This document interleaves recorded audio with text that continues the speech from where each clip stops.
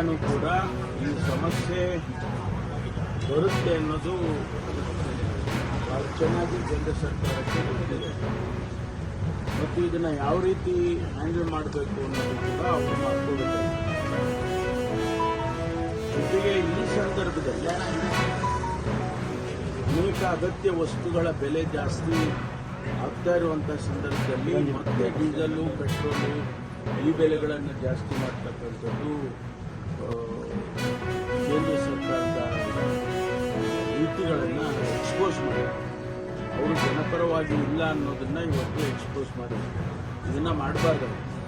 ಯಾಕೆಂದರೆ ಇವತ್ತು ಜನ ಈಗಾಗಲೇ ಅಗತ್ಯ ವಸ್ತುಗಳನ್ನು ಒಂದೂ ಸಿಗ್ತಾ ಇಲ್ಲ, ಎರಡನೇದು ವಿಪರೀತ ಬೆಲೆಗಳಾಗಿದೆ. ಇಂಥ ಸಂದರ್ಭದಲ್ಲಿ ಮತ್ತೆ ಡೀಸೆಲು ಪೆಟ್ರೋಲು ಸಬ್ಸಿಡಿ ಮಾಡಾದರೆ ಅವರು ಅಬ್ಸರ್ವ್ ಮಾಡ್ಕೊಂಡಿದ್ದರೆ ಒಂದಷ್ಟು ದಿವಸ ಜನಸಾಮಾನ್ಯರಿಗೆ ಅನುಕೂಲ ಆಗ್ತಾ ಇತ್ತು ಅಂತಕ್ಕಂಥದ್ದು. ಹಾಗಾಗಿ ಅದನ್ನು ಕೇಂದ್ರ ಸರ್ಕಾರ ಮಾಡಬಾರ್ದು.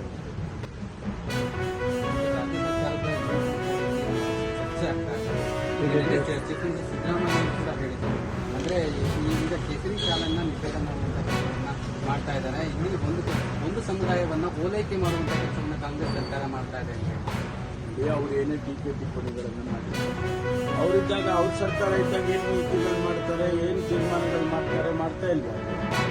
ಅವರೇನು ಎಲ್ಲ ಚೆನ್ನಾಗಿರಬೇಕು ಅಂತೇಳಿ ಕಾನೂನುಗಳನ್ನಾಗಲಿ ಅಥವಾ ನೀತಿಗಳನ್ನಾಗಲಿ ಮಾಡಿದ್ದಾರೆ. ಇವತ್ತು ನಾವು ಜನಗಳನ್ನು ಪ್ರಚೋದನೆ ಮಾಡ್ತಕ್ಕಂಥ ರೀತಿಯಲ್ಲಿ ಆ ತೀರ್ಮಾನಗಳಾಗ್ತದೆ. ಹಾಗಾಗಿ ಇದು ಹಿಂದಿನಿಂದ ಇದೆ, ಅದನ್ನು ಹೊಸದಾಗಿ ಹಿಜಾಬ್ಗಳನ್ನ ಹೊಸದಾಗಿ ಆಗ್ತಾ ಇಲ್ಲ, ಅದು ಹಿಂದಿನಿಂದ ಇದ್ದಿದ್ದೇ ಅಲ್ವಾ. ಮಧ್ಯದಲ್ಲಿ ಇವರೇ ಸೃಷ್ಟಿ ಮಾಡಿದ್ರು. ಭಾರತೀಯ ಜನತಾ ಪಾರ್ಟಿಯ ಜನ ಯಾರು ಅದನ್ನು ಹಾಕಬಾರ್ದು ಅಂತೇಳಿ ಸೃಷ್ಟಿ ಮಾಡಿದವರು ಯಾರು? ಇವರೇ ಸೃಷ್ಟಿ ಮಾಡಿದ್ದಾರೆ. ಮೊದಲು ಯಾರು ಕೇಳೇ ಇರಲಿಲ್ಲ, ಮೊದಲು ಹಾಕೊಂಡು ಬರ್ತಾ ಇರಲಿಲ್ಲ. ಇದೆಲ್ಲ ಬಹಳ ದಿವಸನೇ ನಡೆದೋಗಿದೆ.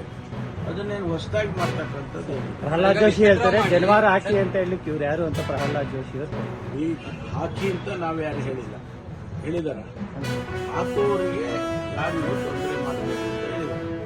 ಹಾಕಿ ಅಂತ ಯಾರು ಹೇಳಿದ್ರು? ಅವರವರ ಏನು ಬದ್ಧತೆ, ಅವರ ಸಹಿತರು. ಅಂದ್ರೆ ಅವರು ಹಾಕ್ಬೇಡ ಅಂತಕ್ಕಂಥ ಒಂದು ಇದನ್ನು ತಿಳಿಸ್ಲಿಕ್ಕೆ ಇವ್ರು ಯಾರು ಅಂತ ಪ್ರಹ್ಲಾದ್ ಜೋಶಿ ಪ್ರಶ್ನೆ. ನಾವು ಹೇಳಿಲ್ಲಲ್ಲ ಹಾಕಿ ಅಂತ ಹೇಳಿದ್ರು. ಸರ್, ಈಗ ಪ್ರಶ್ನೆ ಬಂದಿರುವಂಥದ್ದು ಹಿಜಾಬ್ಗೆ ಪರ್ಮಿಷನ್ ಕೊಟ್ಟಿದ್ದಾರೆ, ಆದರೆ ಕೇಸರಿಗೆ ಪರ್ಮಿಷನ್ ಕೊಡ್ತಾ ಇಲ್ಲ. ಸರ್ಕಾರ ತೀರ್ಮಾನ ಮಾಡಿದೆ.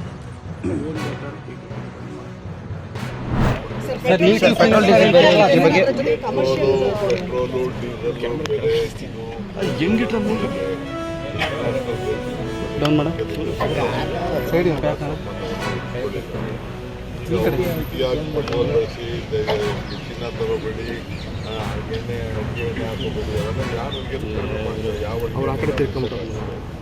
ಅವೆಲ್ಲ ಮಾಡೋಕ್ಕಾಗಲ್ಲ. ದೇಶ ಒಂದು ದೊಡ್ಡ ದುರಂತದ ಪರಿಸ್ಥಿತಿ. ಈ ದೇಶನ ಕಾಪಾಡಬೇಕು. ಅವರು ಸಂಪಾದನೆ ಮಾಡ್ತಾರೆ, ಅವರು ಬದುಕ್ತಾರೆ. ಅದಕ್ಕೆ ನಾವು ಯಾರನ್ನೂ ಮಾಡೋಕ್ಕಾಗಲ್ಲ. ಇರೋದ್ರಲ್ಲಿ ಅವರು ಅವ್ರ ಬದುಕನ್ನು Congress all the best, but still they were very senior leaders. Three leaders were there. All of them capable, all of it. The party has decided. I wish him all the best. So, I think Congress party is